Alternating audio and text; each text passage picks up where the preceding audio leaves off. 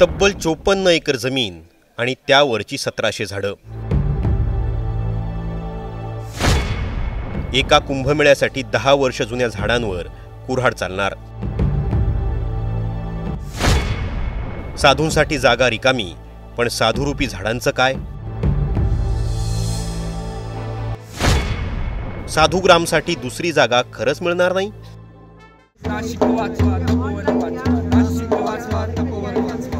गेली 10 वर्ष हे वनरूपी साधू तपोवनाच्या या भूमीत तपश्चर्या करतायत.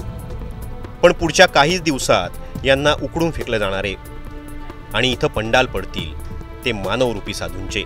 2027च्या सिंहस्थ कुंभमेळ्याची तयारी सुरू झाली आहे आणि पहिली व्यवस्था लावली आहे या वनरूपी साधू महंतांची. झाडांवर मारलेल्या या फुल्या मार्किंगसाठी नाही, तर झाडं तोडण्यासाठी मारण्यात आल्यात आणि झाडं तोडणारे नाशिकचं जिल्हा प्रशासन. पण जेव्हा तुम्ही या वनराईत जाता तेव्हा तुम्हाला काय चित्र दिसतं ते तुम्हीच पहा. तपोवनमध्ये 1700-1800 झाडांवरती फुली मारलेली आहे आणि ते कापण्याचा घाट हा या महानगरपालिकेने रचलेला आहे. याच्या विरोधात आम्ही जनआंदोलन उभारलेलं आहे.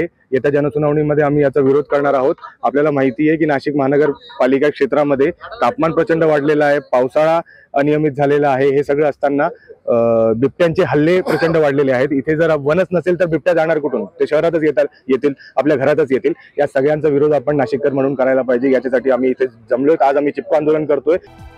नाशिकमध्ये वैष्णव पंथांच्या 3 पंथांचे साधू पंचवटीच्या गोदास्तीने स्नान करतात.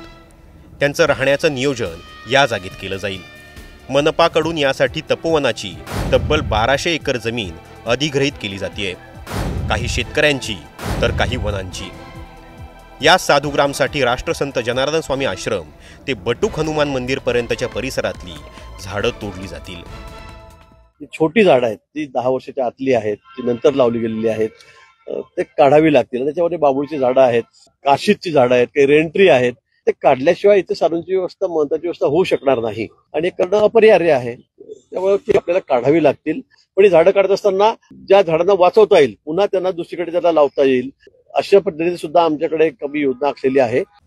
नाशिक प्रशासनाच्या म्हणण्यानुसार इथं फक्त बाभूळ आणि झुडपं आहेत. त्यातही 10 वर्षांच्या आतली झाडं तोडली जातील.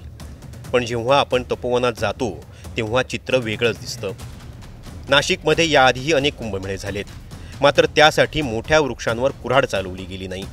आता साधुग्राम साकारण्यासाठी जुनी आणि भव्य अशी वड, चिंच, पिंपळ, उंबर या झाडांवर देखील मनपाकडून पिवळी फुली मारण्यात आली आहे.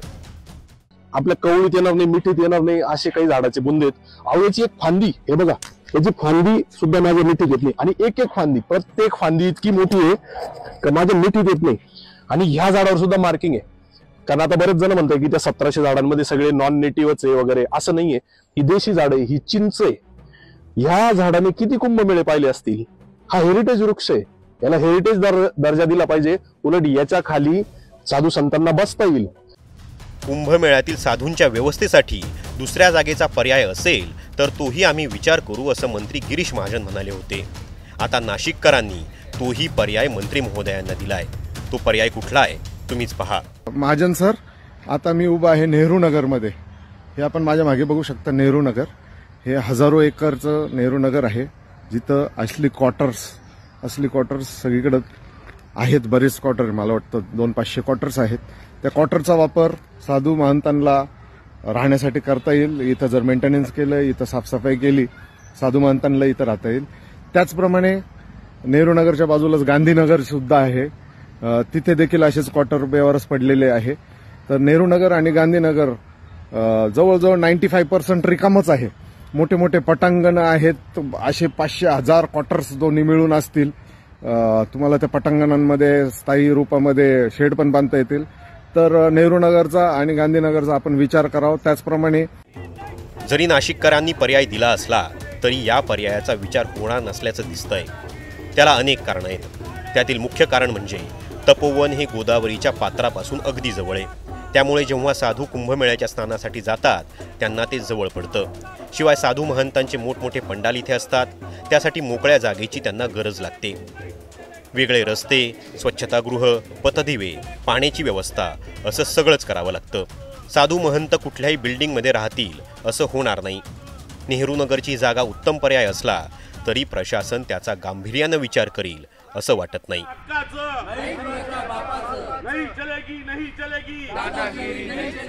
वृक्ष मार्किंग केलेले आहे ते पूर्णतः सर्वेक्षणसाठी केलेले आहे.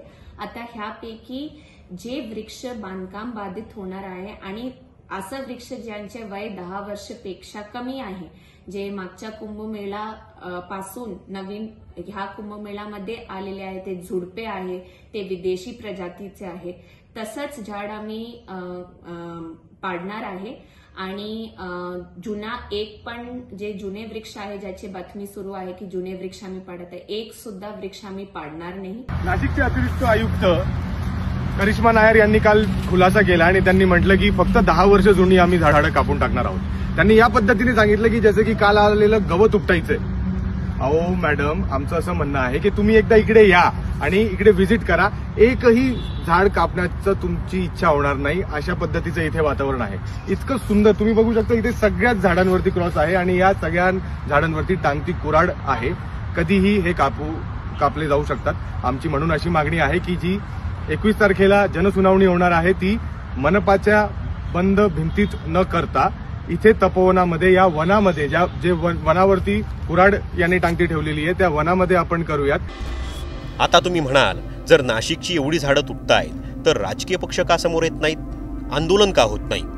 तर सत्ताधारी पक्षाचे लोकप्रतिनिधी यात पडणार नाहीत. कारण हा सरकारचा निर्णय आहे. विरोधी पक्ष नाशकात उरलेला नाही.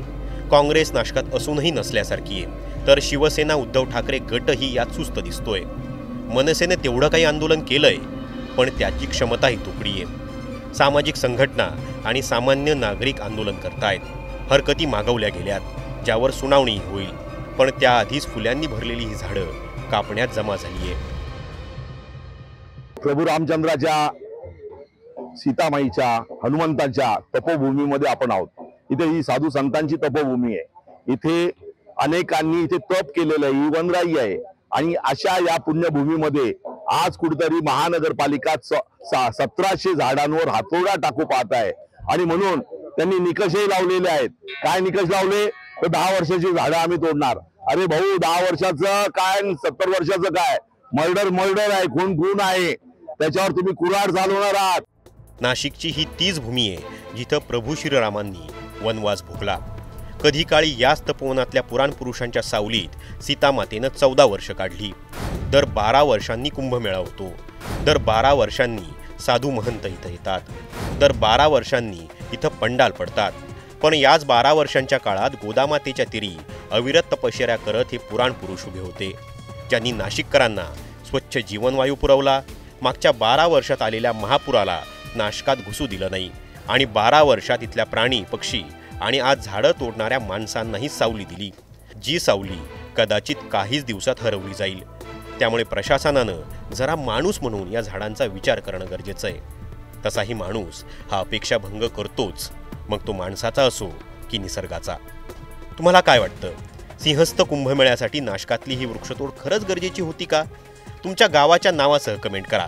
Bureau report, times now Marathi.